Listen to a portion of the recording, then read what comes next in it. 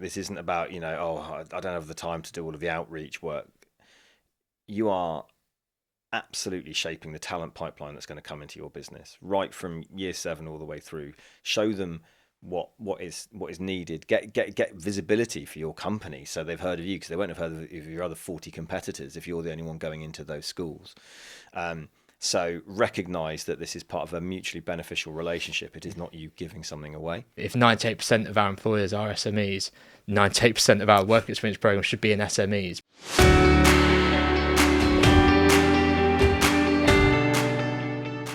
Welcome to Let's Make It Work, the podcast. Today, we're tackling a topic that we often hear from careers leaders and educators. How do we create meaningful work experience opportunities with SMEs? But educators often ask us, how do we find SMEs? How do we engage them? And how do we build relationships that last? Today, we'll be exploring exactly that. I'm joined by two fantastic guests. Ellis Potter, Head of Apprenticeships and Careers at the Priory Federation of Academies Trust, and Tom Palmer, Co-founder and Director of Ocean City Media. Let's dive in and let's make it work.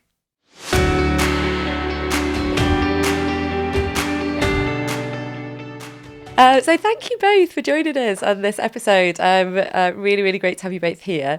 Could we start by doing a couple of brief intros, a bit about yourself, your role and your connection to modern work experience? Tom, come to you first.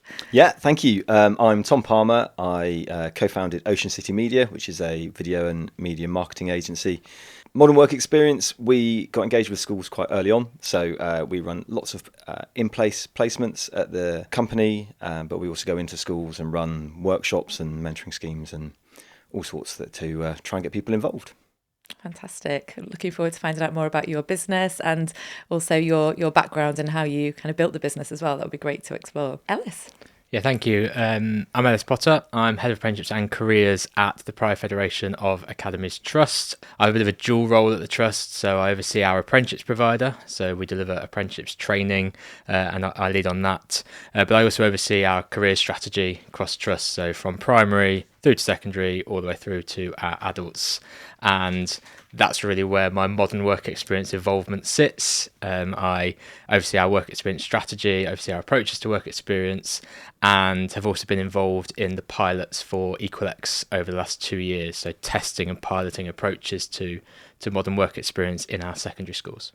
Fantastic. And I am so looking forward to this conversation with Tom representing our SME community and Ellis having done some fantastic work around work experience with small and medium employers in Lincolnshire. And so could you say a little bit, Ellis, about why you think it's so important to have SME engagement for modern work experience?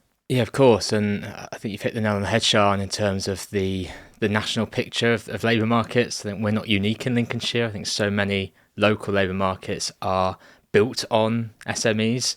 So I think when I look at our careers programme even more broadly, not just our work experience programme, engage with SMEs is essential because we can't do it without them. We simply can't have the coverage and the breadth of the experiences without engaging with our SMEs. I think about our local labour market, and as I say, I think this reflects the national picture.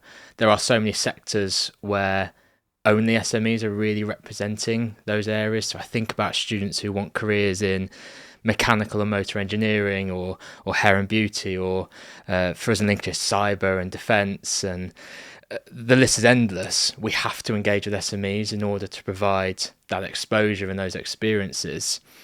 And I think that's a really important part for me, is because so much of our labour market is built, or it's composed of SMEs.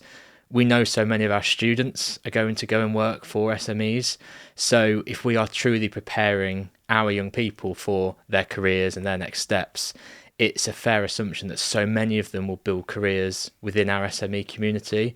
So if we're truly preparing them for their best next step, it has to involve SMEs to get that breadth of exposure and to really understand and have that awareness of what it means to be in an SME and the skills that our SMEs require. So, I often say if 98% of our employers are SMEs, 98% of our work experience programs should be in SMEs, because that's where most of our students will probably progress onto.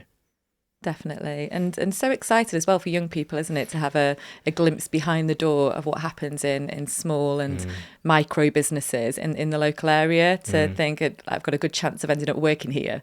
So what actually happens. And from your perspective, Tom, actually being the owner of an SME and creator of a small business, why is that so important for you from a business perspective? Yeah, I think it's more important for an SME to get involved, quite frankly, for all sorts of reasons. Exactly as Liz said, that our economy in the southwest is dominated by SMEs, but we have a major issue with visibility. So where we are, you have 2 or 3 very large private sector employers, and then a huge number of public sector employers. So if you're an SME, no one's going to have heard of you, really. And if you therefore want to open yourself up to a much richer talent pipeline, then you need to go to that talent rather than waiting for it to come to you, because they're not going to know you exist. So from our point of view as a business, it was kind of imperative from our point of view to get involved, because we want the biggest selection of talent to choose from when we're looking at our apprentices or placements and jobs, really. So yeah, there's sort of a vested interest. We didn't sort of get involved. We wanted to open up the industry a little bit, because our industry is dominated by people who are generally sort of white and middle class in the media industry, and that is cutting you off from a huge talent pipeline of anybody who isn't within that group, essentially. So we wanted to do that, but quite frankly, from a completely selfish point of view, we just thought there's a huge untapped resource here. But it's probably the same in England as well. You will have loads of small independent creative businesses, but for the vast majority of people, they will assume that they will need to, from our point of view, they will need to go to Bristol or to London. From Lincolnshire, they might feel they need to go up the road to Leeds or any sort of nearby cities, anywhere at all. And you don't, actually. And Tom, could you tell us about, you've mentioned apprentices and apprenticeships. Could you tell us about some of the young people that have actually come through that journey and the impact that they've had on your business? Yeah, very happy to. They've been great, thankfully. Who've we had? So one of our first apprentice came in. She was fantastic. So she completed her apprenticeship and then went on, and we offered her a job permanently. But within a year, she'd already come to us and asked us if she could go part-time, which is a bit of a surprise that somebody before the age of 21 has asked to go part-time. And the reason being, she had her sideline business, which she'd set up with our sort of blessing, no help whatsoever. She did it all off her own back. And she shoots videos for the local dance clubs in Plymouth. And she had been so successful, she was booked out every weekend. Incredible. Thanks, Tom. And leads us nicely into our next part of the conversation, which is about what does good modern work experience look like. It can really open doors for young people and create real opportunities and build talent pipelines for business. So thank you. So Ellis, from your perspective, what does really good modern work experience look like from a school's perspective? It's a very big question, Sean. I'll try and break it down. I think actually building on what sort of Tom has shared as well, for me there's some sort of key pillars around good modern work experience. I think it starts with purpose. Actually, what are we trying to achieve from the program of workplace experiences that we're offering? I think it's really interesting hearing that as well from a business perspective. Actually, what's that? I think we fear the word transaction. What's the transaction in all of this? So what does an SME get out of work experience? Well, it could be that you get your next apprentice and you could offer different income streams and things like that. So I think it's got to be rooted in purpose and really understanding what we're trying to achieve from that program. It has to be mutually beneficial. I think that's really important. Going back into that sort of transaction type of conversation, what is it that everybody is getting out of that arrangement? So making sure there is that conversation, that collaboration around what is it the business wants to achieve. Does the business want to do a 3-day work experience? Do they want to host a visit? And make sure we're aligned to that. We've just had lots of conversation with lots of businesses for some of our schools who are insisting on going from a 3-day to a 5-day placement next year. So we're changing how we approach our modern work experience programs, because that's what our businesses are telling us that they want. I think it's got to be inclusive and accessible. I think that's really important, that we make it as accessible as possible. When we think about our work experience approaches within our schools, it's through the lens of those furthest removed from work experience, not thinking about scalability or how we reach every young person. It's how we reach those who can't access it in the first place. So thinking about those young people, how do we broker and create opportunities that they otherwise wouldn't be able to access? And that's what drives us, is thinking through their lens first and then building on those foundations rather than the other way around. So there's some of the key pillars. I think then it's about looking at impact and what is it that's made that meaningful, and constantly tweaking and innovating. We've run some terrible placements and some terrible visits, and I think that's okay. I think we have this fear of it not being perfect and not being a great placement every time, and that's going to happen, but we have to keep tweaking and keep changing and adapting and learning really from what our students are telling us worked and didn't work, and what our employers are telling us worked and didn't work. And that is what I think creates this really organic relationships with SMEs and our larger businesses when it comes to work experience. And you say they were terrible, but I bet they weren't. No. I bet they were all kind of lit, but from knowing what we know now, and just listening to you both talk, you can't help but just tick off the benchmarks in your head, can you? And I'm thinking, actually, what Tom's just described there is that really good preparation for work experience. And actually, if preparation for work experience looks like an encounter, like a business visiting a school, and that is what's really going to set up that relationship for a really good, successful work experience placement or series of placements for the right young people or group of young people, then you can really start to see how the benchmarks all do work together. So I think there's sort of one of my soapbox moments is that I think for me the amount of energy and investment and passion that goes into coordinating these work experience programs, and our schools do an incredible job and they invest so much time and resource into it. I think work experience has got to be more than young people coming back to school saying, I now know what I don't want to do. Yes. And that for me it really drives me, is that I don't want our students coming back from a 3-day placement or a 5-day placement or a visit, and not all they've got from it, but their reflection being, well, I know I don't want to work there. I think it's got to be more than that. And I think you're right, Sian, that comes into how do we support students to reflect? What is it we're trying to get from the placement? How did we prepare the students so they're not going into work experience thinking this is only about, do you want to do this for the rest of your life? This is about what skills are you going to develop? What have you developed a knowledge of whilst in that placement? Even if you do come back saying, actually, that sector isn't for me, I still know I've achieved this and I've gained this. And that's really important for me, that, it becomes more than, I know I don't want to do this. There's got to be more to it than that. Definitely. Yeah, and that's what makes early engagement so important, which is why things like Equalex and stuff, if you have organisations going into schools, it helps to inform that decision later on. So, we see all the time the kind of the year 10 work experience placement, and some, a lot of young people literally sat there in May sort of saying, I don't know what I'm going to do. And then they just go off to their parents' company or their, some sort of family connection, even if it's not really what they want to go and do. And you get that so much more often if they've had really limited employer engagement up until that point. And if we can start to get much more meaningful stuff in right from the word go. I mean, I'd go to year 5 and 6 as well, and really starting to work through that, just so people get a slight idea of something, so that when they come to make those decisions, they're so much better informed. They go, I just want to be like that person that I met. Do you remember that woman who came in and did that? So I just want to do that. That sounds really cool. Is there anywhere that does it? As opposed to the normal thing, which is the opposite, where they sit there and go, what businesses are around here? Do they sound, have they got a nice website? Or do I know somebody there so I don't really have to go through a difficult process and they'll just get me in? So, as much as possible, that early engagement really helps people understand if that's something for them or if there's anything in that kind of excites them in any way. So it's so important to get in early if we can. Definitely. And there's so much in there from what you've both said around that kind of strategic approach at school level to say that that's what we want to achieve. And it's that motivation to want to be in that classroom because you can see actually, in a few years, this is where I might be able to apply all of this stuff that I'm learning in the classroom.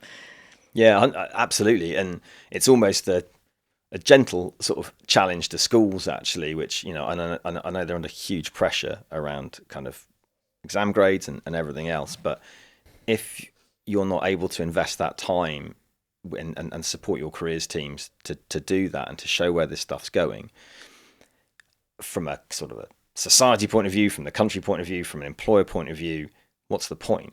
Because, okay, fine, as long as they get the grades they need to get at basic minimum standards, after that, are they ready to come into work? Because if they're not, it's kind of, you're not providing that pipeline essentially into employment, and giving, it's not fair to them and it's not fair to the employer. So yeah, that invested time and that opportunity to expose people to as many different sort of types of work as well, and how they can, how they can pay the bills, how they can monetize those skill sets, how they can, what opportunities are there, the fact they can project work nowadays, people can work all over the world from Lincolnshire, quite frankly, they can do that or they can go out and they can, work on the land, all sorts of stuff, tons and tons of opportunities. But if they're not exposed to it early on, they can't make informed decisions and they can't see where the practical application of the skills they're learning in the school. It's such a great point, and I think is important when we're thinking about modern work experience, because we will inevitably still have young people who want to do a longer placement, and that is absolutely appropriate, relevant. It's going to make so much impact for that young person. Equally, there is a place for work experience within the curriculum. So having a group visit to an employer led by supported by your maths teacher, and work around that within a particular subject area, that the two can coexist. So having that progressive number of opportunities within the curriculum, and then as a work experience, maybe individual small group, all add value. So it kind of leads on to the next question, Tom, from a business perspective.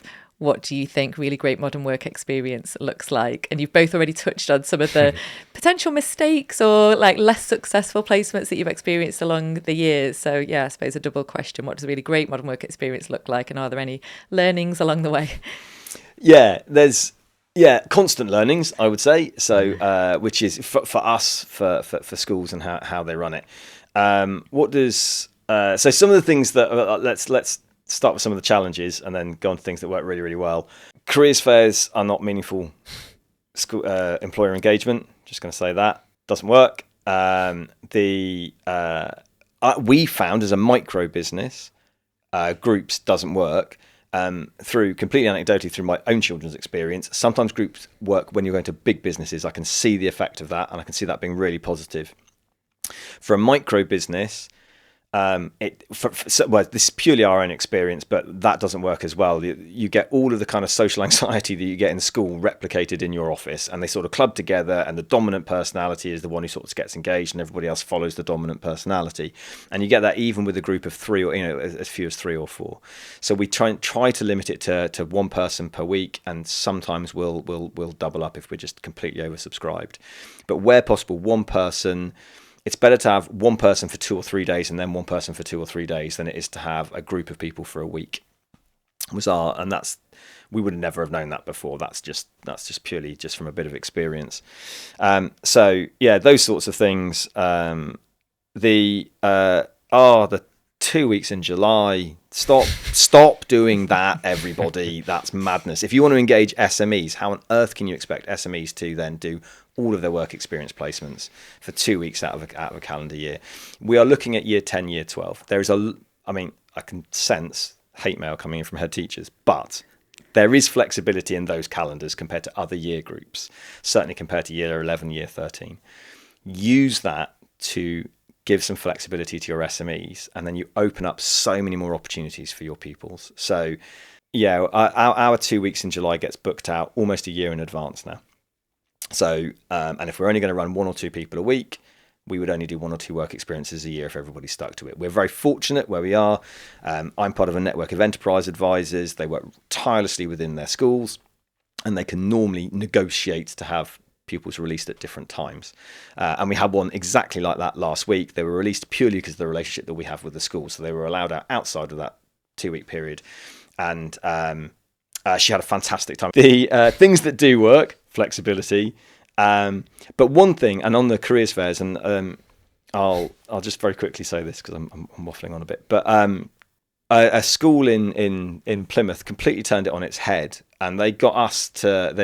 They said, I thought it was a normal careers fair. I turned up. What they'd actually done is they'd allocated classrooms for all the different industries that they wanted the pupils to engage with. So instead of us being all in the sports hall and then huge groups all come in, they all walk round, most of them ignore you, and then they go home once they've hoovered up all the freebies and the sweets. This time, in the preceding weeks, they had asked young people from each year group to tick which industries they wanted to hear from. And we ran workshops, and we ran 3 or 4 workshops over the course of the day, and it was just all the year 9 young people who had said that they were interested, for example, in media, came to that workshop. It broke down all of the kind of social barriers and the friendship groups, because they were just there because they were interested in what we were doing. I had my own little classroom, ran a little half an hour sort of session, on they go, and we repeated that throughout the day. And they just moved. I think it started at either year 8 or year 9, and it went all the way through to year 11, and they just moved them all the way around, all our different groups. There was people there from an engineering company and a law firm, everything. Also, get businesses into your school.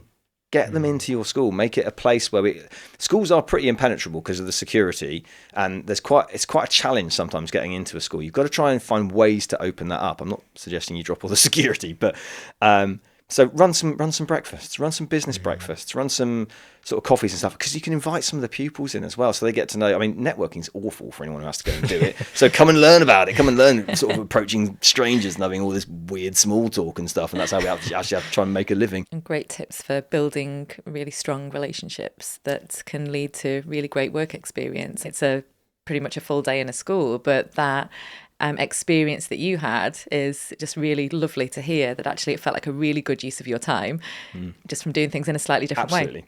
Yeah, and you come away from it feeling really positive. I mean, again, the amount of careers fairs I've been to where people pack up and leave early, it's not great, but you can almost see why, because no one's talking to them. They just literally come around in a big pack, and you. It was pretty transformational. It just shows somebody thought out of the box. It also shows get involved in some networks with things like enterprises and stuff, because they share all these ideas, and then you don't have to think of them yourself. You can just pinch somebody else's. We'll do that at our school. So they work. The one where I'm an enterprise advisor, UTC, they also do industry mentoring, which is brilliant. That works really, really well. And they get a mentor from each sector, and you come in, and I think it's either 3 or 4 sessions. No, absolutely most. And that is where you're sort of representative of your sector, but you'll quite often get a group. It's always small groups, 4 or 5, that have no interest in what you're doing, but you're going to talk through, I don't know, workplace behaviours, or you'll talk through how to put a CV together, or a bit of communication skills for an interview, or what's expected. And that opens up all sorts of conversations. It's got nothing to do with them coming into my industry at all. And that works really, really well. And again, it's 3 to 4 hours of your time, but you actually have a meaningful conversation with a small group of people. So, get the groups down a bit, and it tends to work really well.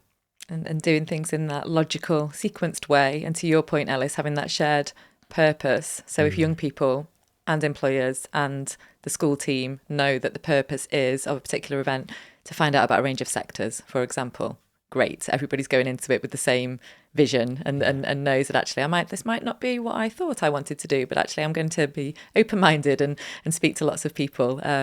So yeah, brilliant. So Ellis, anything that comes to mind when you think back to kind of learnings from previous experiences? Yeah, I think if my careers team are listening, I think I've planted Tom in here, because my room 101 is careers fairs. I'd echo everything you said. For me, it's the same point. If we're using 5 hours of an employer's time, I'd rather take students to you for a day, or and use that time more effectively. I think I'd pick up on what Tom was saying around the right type of experience for Tom's organisation, because we do sort of have this, I call it a jigsaw puzzle approach to work experience. We don't have a one-size-fits-all approach for employers or our students. It depends on those individualized needs. So we do workplace visits, but they have a very different focus to perhaps an individual placement, and it's trying to match up what the employers want to get from work experience and what the students want to get and sometimes need to get from work experience. I think that's what we've learned is, and I'm reflecting on our experience, our early days of work experience, years ago, post-COVID, I would say, was about coverage. How do we get as many things happening as possible? And that was right at the time. That's not a criticism. We had to rebuild that confidence with schools and students and employers to go back into work experience. But I think as EqualX has arrived and work experience has progressed, we have to look at it through more purpose and meaning. So when it comes to workplace visits, it's getting the right group, and I'd put right in inverted commas, but the right group of students in front of the employer. So not just bringing a group of students who didn't have anything and we need to put them somewhere. It's actually who are the group of students who are interested in digital marketing or in cybersecurity or whatever that placement looks like, whilst also not closing the doors to students who might genuinely have no idea. And sometimes those workplace visits are more around a bit of exposure to a sector and an employer, and trying to place, is this something I might like to do? I think the placements then come into that real skills development, those both transferable skills and those sector-specific skills that they can develop through the placement. So I think our learnings, it's all about that preparation, both our side around preparing our young people around what they're going to get from their work experience and what their work experience is. If it's a workplace visit, this is still work experience and this is still what we're trying to achieve. And also preparing our employers for what we're trying to achieve and what the employers want to achieve. That's something we've learned that's so important to our programme, that makes it meaningful and makes it really purposeful and deliberate, where it perhaps wasn't a few years ago. It was just about getting students in front of employers. We're seeing more impact now because we are more careful around who's going where and what we're trying to achieve, both from an employer's perspective and an individual student's perspective. Definitely, and be more intentional about it. Yeah, I always say, as adults, and we do a lot of reflective practice in our sector, but we don't reflect in a 15-minute tutor time. We can't do it.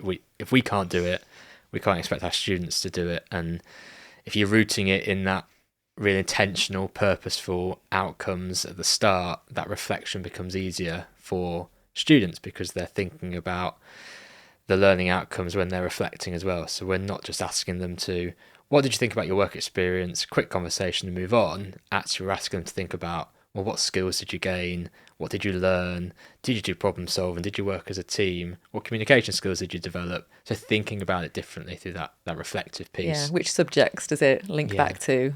Where can you see the relevance? Yeah, absolutely. Thank you both. I am very keen now to explore the importance and the power of building relationships between schools and the education sector with SMEs.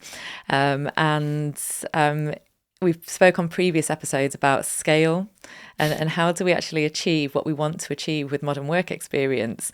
And SMEs are absolutely, it's impossible to do this without these strong relationships between schools and small and medium-sized businesses. But we have challenges, don't we? When you talk to any school leader or careers leader, it's always the same things that come up, that actually, it's time, it's capacity, communication issues, busy calendars, and all of those things are true. But how can we work around that? I'd be really keen to hear both of your perspectives on that. With the question, I suppose, what does a really successful school business partnership look like on an SME level? Come to you first, Tom. I mean, quite frankly, they do nearly all the work for you between them and Careers Hub. They do it all. Like, you get a little Unifrog thing you got to fill out, and you got to update your insurance documents once a year when you do them. But I mean, that's it. I mean, they do so much. They make it so easy. So I suppose schools do need to come out first, make the first move. They can come out, go to your Chambers of Commerce, develop those relationships, and then you can start to show people how easy it is to actually be involved. And there is just this huge disproportionate sort of gap between the amount of time you have to give versus the impact you have on some young people. Again, that's the other thing. I think for a lot of SMEs, they say, I don't have the time. Don't have the time. You, in some cases, are talking about 4 to 10 hours, maybe a year, right? Yeah, you've got that time. You'll spend more time than that deciding what to do, maybe with your logo or your website or a paragraph here or something. You can do that, mainly because it's not just giving, you're getting a hell of a lot back at the same time. So I think that the more that the schools can have those relationships, the more that SMEs will realise that there's not a massive load of work for them at their end, and there's a huge benefit back, I suppose. Again, the only other real challenge is that the schools need to not just pay lip service to this. Fantastic. How about from your perspective, Ellis? What does a really great school SME relationship look like? I think hopefully quite refreshingly is it's almost identical to what Tom's saying, but from a school's perspective. And I'd say from my angle, it's about almost that first move that Tom's describing. That's where I think we have the biggest role to play, and where those effective relationships are born. For me, there's some key things in there that we can do. I think there's a really important piece about clarity, and I mean clarity in terms of what we're trying to achieve, and we've spoken a lot about that, but interesting Tom mentioning things like insurance and safeguarding and expectations, being really upfront about actually what that requires. And Tom's leaned into that from, that's what employers want to know. I think we're quite shy. I don't think we want to talk about it at fear of putting an employer off, but actually I think we need to own that actually it's not too onerous, and there are things we have to do from a compliance perspective. If we're clear and upfront about that, then we're building it on really secure foundations. I think consistency is really important for me around the relationships and effective partnership. It's born out of consistency. So work experience isn't 2 weeks in July or a one-time thing. So I think that relationship has to be consistent, and it's not a case of thank you very much, we'll see you next year. Actually, how do we sustain that momentum through some of the other things that we're working towards? So actually, how do we build off the back of a successful placement by integrating that employer into a curriculum area, or how do we host a talk in school? So how do we sustain that momentum that we've had from working with employers? I would say mutual benefit. How do we achieve that mutual benefit, and how do we make sure that is being celebrated? I think that, again, not being shy. We're so grateful for any support that we then don't necessarily celebrate what was really great about it. But going back to the employer and saying this is what the students come back to school saying and telling us, I think is so crucial. And then I think flexibility, which Tom has mentioned, actually making sure we're flexible both times in the year, but year on year. There are going to be years where particularly SMEs say, actually this year we can't do how we've done it. We have to be different this year, but we have to embrace that and be flexible and be adaptable to the needs of employers. In the same way, we're asking employers to be flexible to our needs when we're putting different students. Every placement is different because every young person is different. So really making sure we're flexible because we're asking employers to do the same. So I think that for me is how we build those really effective partnerships, which then spirals into all these transformational things that Tom's been talking about and we all talk about all the time. That's, I think, where we build them, and they're the foundations that we build upon. That sense of shared purpose, because you can actually see that it's having a difference and it's making an impact to the young people who are involved. Yeah, I think it's important to say this is hard as well. This isn't easy, and it's not. There's no quick fix. Somebody asked me the other day, is there one line you could say to employers to get them involved? Or no, there isn't. This is really hard work, and I think we have to embrace that. This isn't easy. This is difficult. It is a big commitment of time. But when you hear Tom talk about the apprentices he's had because of work experience, that's why we do it, and that's the impact we have, and that's worth the personalised email, and that's worth putting the investment in to this really successful programme. But it's sometimes hard to see that when you're in the trenches of work experience, and you're churning through risk assessments and trying to manage safeguarding and adapting each programme for each learner. But it's what we get at the end that makes that all worth it. So This is hard. It takes a lot of time, but it really is quite powerful. The records we keep in school around a young person's SEND needs or inclusion needs are so in depth and go into sort of every single piece of detail. An employer doesn't need that level of detail necessarily. Sometimes they might, but we have to think individually about that student and what do we actually need to share so that we aren't overwhelming an employer. Love that, and reframing where necessary as celebrating diversity, rather than it being a barrier. Yeah. The sport internships that we do, again, you don't you don't see any issue. There's no issues. It's just showing a little bit of understanding at the start, and then what you'll find, people then, because they're accepted, because you've shown a little bit of understanding, their confidence starts to come up. They start to feel like they belong, and then they really start to be able to come out and sort of positively contribute to what's going on around them. And all the other stuff in the background sort of melts away. Certainly from us as an employer.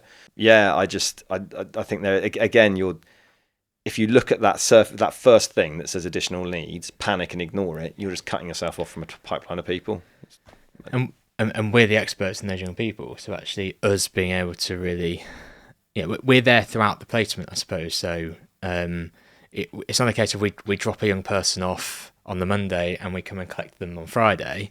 We're there throughout that placement. And comes back to what you were saying earlier about having that really kind of transparent, regular communication throughout as well. And I think that's a big part of setting this up for success, isn't it? That actually there is a contingency, if needed. There is somebody, it's a team effort. It's not just, okay, over to you and we'll see you in 5 days. It is genuinely everybody who's been involved in this has invested in it and they want it to be a success. So I think that's a great takeaway message. And we've mentioned impact quite a lot on young people through this conversation. And I wondered if I could just bring it back to a story or an example that you can both think of. So Ellis, could you share a student story that captures the impact of engaging with an SME? I'm trying to think which one. We've had so many really inspiring stories of students who have, similar to what Tom's talked about, students who have started, done a placement with an SME, has then decided that therefore means they're going to pursue a post-16 pathway in that sector, and then has gone on to an apprenticeship or gone on to work in the sector. I think if I can step up a level almost though, I think for me it's that collective impact that we see, especially from those students who've gone into SMEs, of them coming back into school. And there's countless of these when they just come back into school, and it's almost the stuff you can't measure. So we can measure those students all these case studies of students who have gone on to jobs in the SME or have pursued careers in that sector as a result of the placement. I think there's things you can't always measure that for me makes it really fuzzy, if you like. It's the them coming back and really celebrating their pleasure and talking with so much passion and enthusiasm, that renewed sense of optimism about their future, because they can see a career in that sector because it's local and because they've been exposed to so much in the placement. And it's almost, we talk a lot about they come back and their shoulders are further back and they hold themselves differently. And it's those moments for me that really bring it home around just how impactful this work is. And that, I'd say we're into hundreds of students who've gone into SMEs and come back. I don't want to say a changed person because that sounds really grand, but there is something different in terms of that enthusiasm and optimism because of the placement they've had. And that for me is the real impact we have. And that connects into all things that we've spoken about. That is so good. And I'm pleased you took it up a level, because that was so lovely to hear. Thank you, Ellis. And Tom, is there a story that sticks with you and reminds you why these opportunities matter so much? Yeah, I think so. Obviously, stories I've mentioned, particularly with our current sort of cohort of apprentices and internships, because they've all been fabulous and they've all kind of contributed in different ways. Although taking it out of them, I got completely caught off guard. I went to a fundraiser event the other day. It was just a sort of typical business networking thing, and as part of it, we had to sort of introduce ourselves and what we do, and I did that. And the person next to me, she turned around and went, "Oh, you're Ocean City Media," and I was like, "Yes, we are. We're already famous. Excellent work." So that was very exciting. And then as I was leaving, anyway, she approached me again and said, "I just wanted to say thanks. My son did a work experience placement with you a couple of years ago." And I said, "Oh, brilliant, great." And then she gave me his name. And I said, I'm really sorry. We do loads of placements. I can't. I don't remember. I'm really, really sorry." And she said, "Well, he's in a wheelchair, and you guys were the only people, because he was listed as having an additional need. You guys were the only people that said, yeah, no problem. And he was so inspired by that week. He now wants to get into editing and get into film, and he just absolutely loved it and made such a difference to him. I got really choked up. I was like, oh my word, I wasn't expecting that. It was just, that was awesome. That was really cool, because it just kind of reminded you that actually even placements that you just thought they just came in, did their week and went home, actually that's really inspired. And to use Ellis's words, transformational for that young person, and how lovely to get that kind of chance meeting with a parent. It's really lovely. But just very quickly then, what should schools be doing more of, and what should businesses be doing more of in this space? I imagine the answer is the same from both perspectives. I think it's talking to each other, and I talk about meeting in the middle. A lot of today has been about employers on one side and schools on the other, but we are working towards the same objectives. So meeting in the middle, trying to find those common solutions and common grounds, and we talk about the challenges that employers have working with schools. They're impenetrable, they have fixed calendars, they're really busy. If you ask schools what the challenges are working with businesses, it's that they're impenetrable. They've got calendars that don't align. They're really busy. So it's exactly the same. So I think we just have to talk. We have to talk more, and work towards those same solutions. And as I say, that's difficult. It's time consuming, but it's really rewarding. So that for me is what we need to do more of, is just talk to each other, and work towards those common goals. Thank you, Ellis. Yeah, I'd pretty much agree with that, and I would certainly say from the business community, I'd say get out of the mindset that this is a kind of, I don't know, charity volunteer day or something. This isn't about I don't have the time to do all of the outreach work. You are absolutely shaping the talent pipeline that's going to come into your business, right from year 7 all the way through. Show them what is needed. Get visibility for your company, so they've heard of you, because they won't have heard of your other 40 competitors if you're the only one going into those schools. So recognize that this is part of a mutually beneficial relationship. It is not you giving something away. I would urge caution that if you start going down the mentoring and enterprise advisor route, it's massively addictive, and you end up doing loads of it and then sort of wondering how it all started and what on earth you're doing. But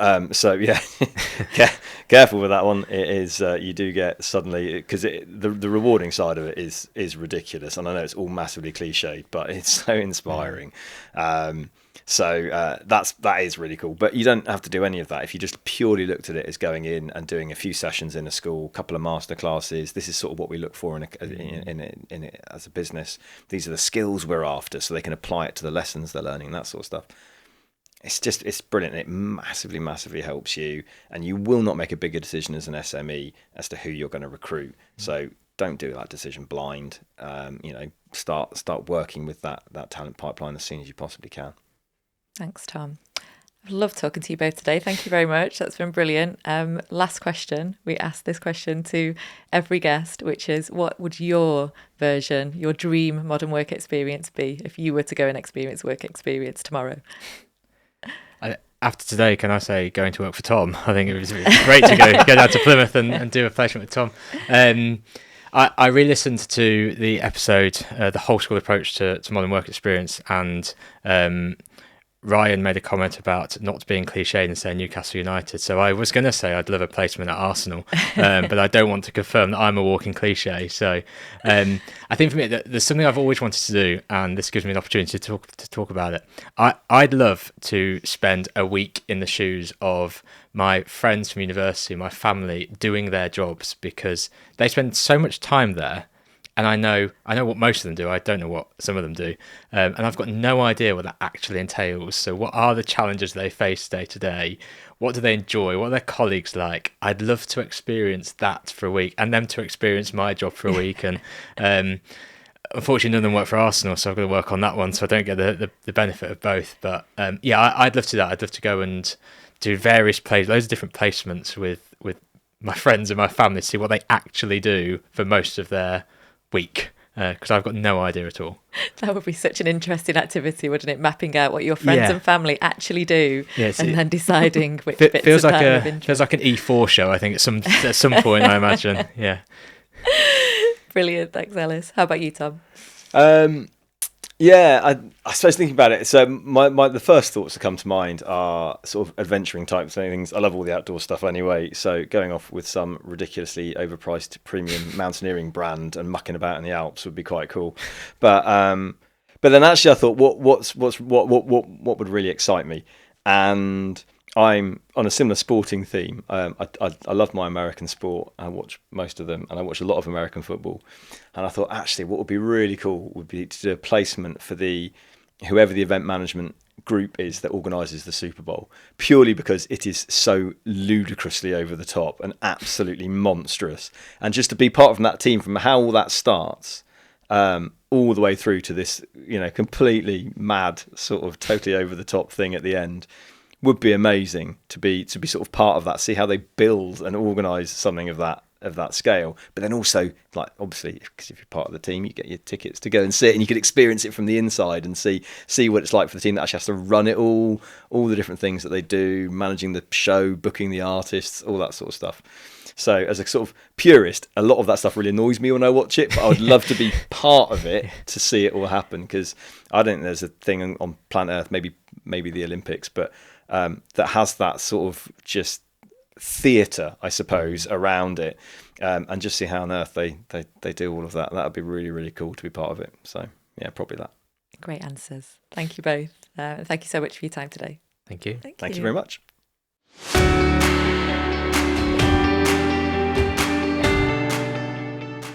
Thank you, Ellis and Tom, for joining us for this brilliant conversation.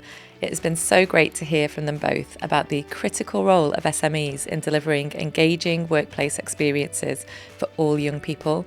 What came across from both guests was the importance of establishing mutually beneficial partnerships through clear and transparent communication, and how early engagement leads to a strengthened talent pipeline and allows young people to develop essential skills. If you've enjoyed today's episode, don't forget to subscribe and share it with colleagues who are working to create meaningful opportunities for young people. Until next time, let's make it work.